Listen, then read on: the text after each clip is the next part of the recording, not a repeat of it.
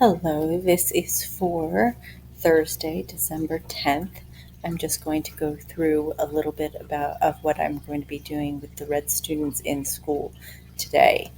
Um, Rather than give you a separate lesson and then swap it, I figured I'd just move right along and give you the digital version of what I'm teaching in class today. So we're going to start off by going to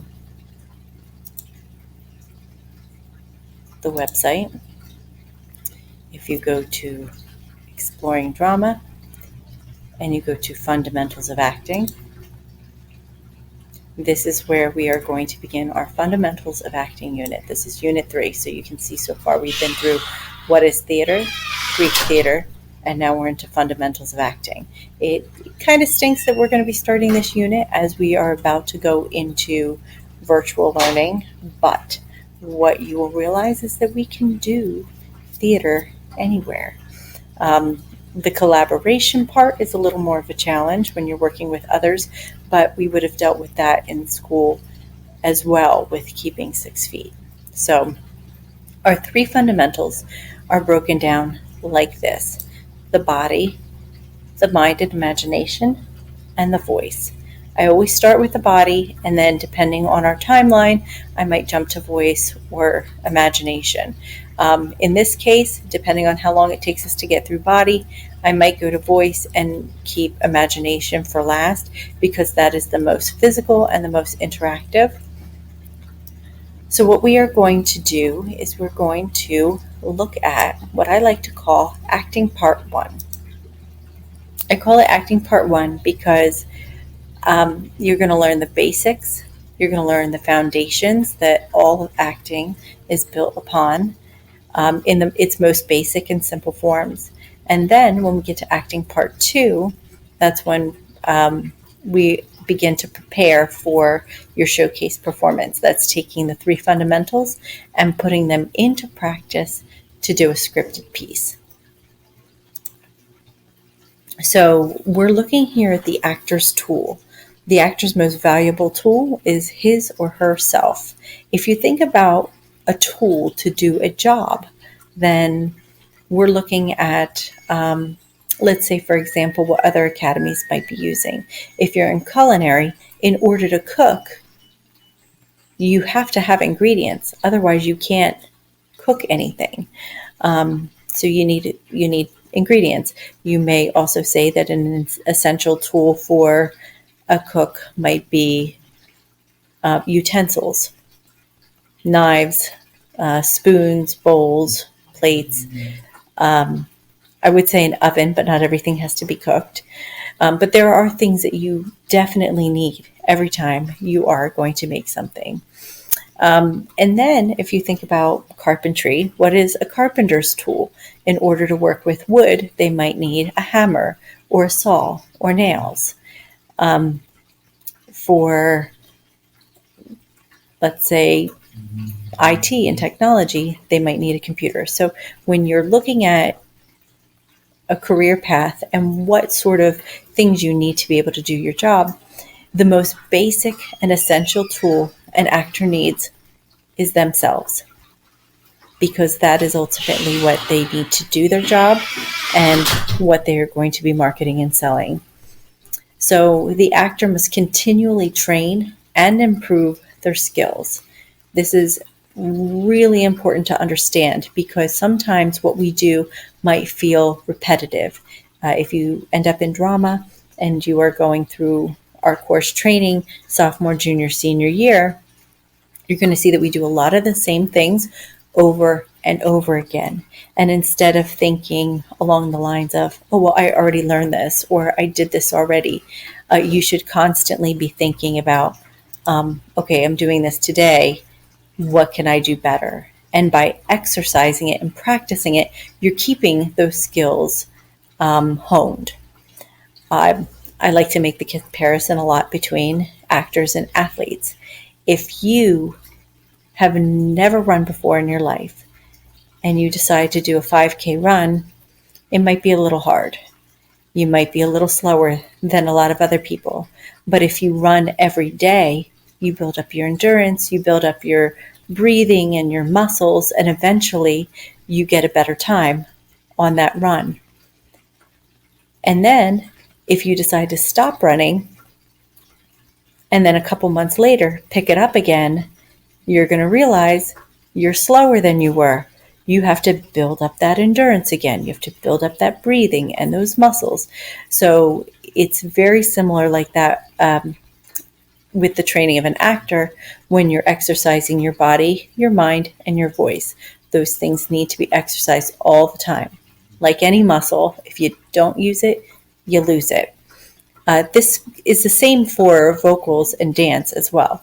If you're going into vocals, you need to sing every day to keep those muscles warmed up and to keep your voice expanding and allowing your range to expand and to build up your breathing so it's nice and strong. With a dancer, if you've ever taken a dance class, a lot of times you start with the same warm-ups every day. And in vocals, you do the same warm-ups every day. Well, actors have a very similar warm-up we do every day. And then in dance, if you take ballet, you're at the bar, you practice your positions, first position, third position, you practice those positions. Even though you learn them at 5 years old, still at the end of your career, you're still doing them every day.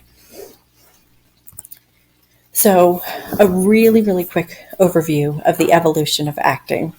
This is going to lead us into the type of acting that we're going to be doing. So you just finished doing the Greeks form of performance. You have the masks, overemphasized language. The Greek actors were very respected in their day, even though they weren't actors. They were citizens who enjoyed acting, but they were respectable people in the community, and they had to do everything really big and exaggerated in order to be seen and heard. Then we get to the Romans, and I started talking to some of you guys about this, that they had a very similar form of theater as the Greeks, and then slowly it gave way to what we call popular form of entertainment. Today we might refer to it as being the difference between going to an opera and watching a reality TV show. So here the actors were mostly slaves. There was not much emphasis on technique or writing. If they wrote a tragedy, it was rarely performed, and they preferred their comedies far more. And you see things in this time period like gladiator fights, chariot races, mimes, and junglers. Then we see the rise of Christianity, and with that, they shut down a lot of this entertainment for being sinful. And we have the Dark Ages where nothing really happens. And then the Middle Ages, we start to see the rise again of performances, but this time through the Catholic Church. So here, very much like the Greeks, you see that religion plays a huge part in the building of performance. And then we get to the Renaissance, and this is where acting finally becomes an art form. You're not having, townspeople and slaves or clergy doing the shows. Here you actually have people finally wanting to become actors. And there's the Italian Renaissance and the English Renaissance, each very similarities, but there's a lot of differences in them. And this is where we see the art of the verse and performance. But it was still very big and very, overemphasized. We call it declamatory.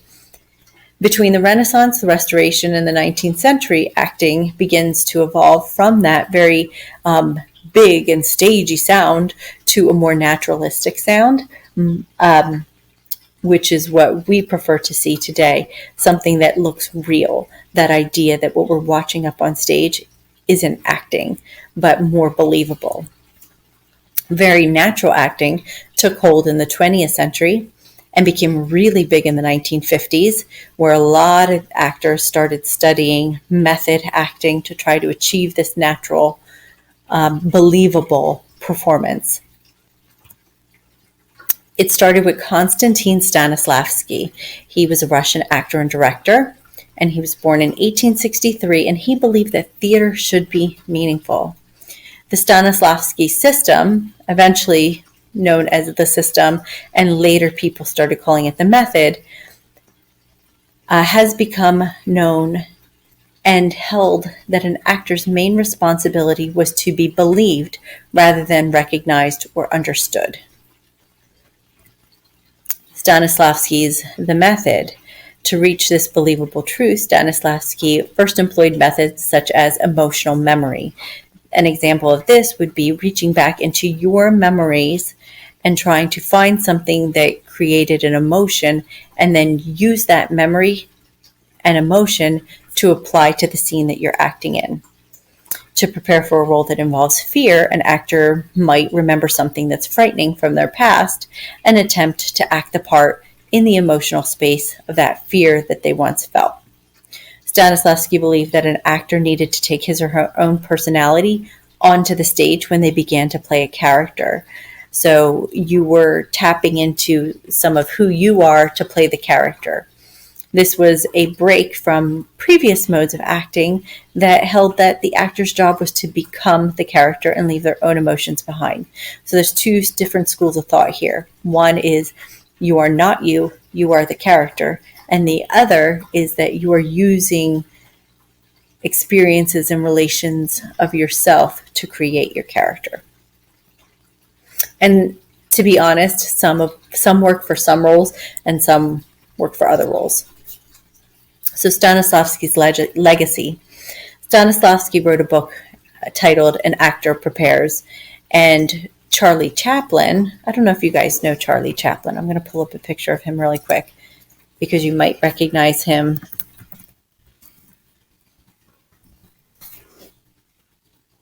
I pull it up. He was a silent film actor in the early 1900s. Very handsome fella, but he is most known for this look, wearing the bowler hat with the mustache and the tie. And he would do a lot of silent films. He was known very much so for his comedy, but he also did some wonderfully dramatic and sad work in silent film. He didn't transfer well into moving pictures and film when sound was incorporated, but instead he moved into a director's position, and he was actually the first actor to make $1 million on a project. But anyway, so just so you know who he is, he said that Stanislavski helps all people reach out for the big dramatic art. It tells what an actor needs to rouse the inspiration he requires for expressing profound emotions. Stanislavski explained how actors might use his system, but he said, create your own method. Don't depend slavishly on mine. Make up something that will work for you, but keep breaking traditions, I beg you. And so he laid out this system or this method, but said you don't have to follow it to a T. It's not like 1 + 1 is 2. You can interpret it in a whole bunch of different ways and make it work for you. And that's exactly what the best of his followers did. Stanislavski's ideas were used by many acting teachers, such as Michael Chekhov, Stella Adler, who we use a lot of Stella Adler's methods in class. I think they were the most high school friendly. Lee Strasberg and Sanford Meisner, and a bunch of others across the world. Sanford Meisner really forces you to dig into your own personal traumas. So we don't really do a lot of Meisner in class because I don't feel like it's a very safe method, especially for young minds or students who may be struggling emotionally. There are a lot of colleges who still strictly follow Meisner, though. So today in the United States, Stanislavski's theories are primarily the main source of study for many actors. It stems from Stanislavski, but then you have all these other teachers of it that have kind of branched away and did their own things. Some really great actors who have studied this method are Marlon Brando. You might not know some of these guys because they're a little older. There's probably a lot more that are more noticeable to you. But I'm going to pull up Marlon Brando. He was a wonderful actor in the 50s. Very handsome fella. He was a heartthrob. He was great at capturing character, but he was criticized most for his voice because he kind of had this like mumbly sound to it. And people were like, if he's a trained actor, why can't he articulate? But that didn't seem to hinder his career at all. As he got older in the 80s, you might know him from a little movie called The Godfather. So, wonderful actor right there. Johnny Depp, most of you guys know. Paul Newman, Al Pacino, most known for Scarface. Jack Nicholson, Gregory Peck. You probably know these guys as like the old men in movies now, but they're really talented, and they are known because of a lot of the work they've done, especially in their younger years. So many of these artists have continued experimentation with Stanislavski's ideas. Among the best of these is the Actor Studio. It's an organization that has been home to some of the most talented and successful actors of our time, and that's in New York. And there's also the Stella Adler Studio. So we're going to be breaking down for this class these methods and incorporating the training for the body, the mind and imagination, and the voice. I think sometimes people have this misconception that you just learn your lines and you get up on stage and you do it. And the biggest thing they worry about is memorizing lines. But there's a whole method and technique to actually learning to be an actor. So that is where we are going to start. If you scroll down on the site, I'm going to encourage you to watch this video right here. This is Stella Adler's Studio of Acting Teen Conservatory. So it's a teen acting conservatory in New York. This video is old. I want to say it probably is from the early 2000s. So the video footage and the audio is definitely dated, but the methods and the techniques that they're doing and a lot of what she talks about are similar to what I do in the classroom. Like I said, I base my classes a lot on Stella Adler's work. So it talks about the different classes that they do for movement and voice, and you can see a little bit of what the training looks like from the outside. What you see happening there might look a little silly. You might giggle a little bit when they're making funny faces with their mouths, but we do all of that. We will do all of that, and you will learn that it's not just, weird faces and weird sounds you're making, but they're actually intended to work and exercise all of your facial muscles so that you can become a better speaker and performer. So please watch this video, and then that is all I have for you for today. Okay, and then we will begin, I believe we'll begin the body probably tomorrow. Okay, have a great day.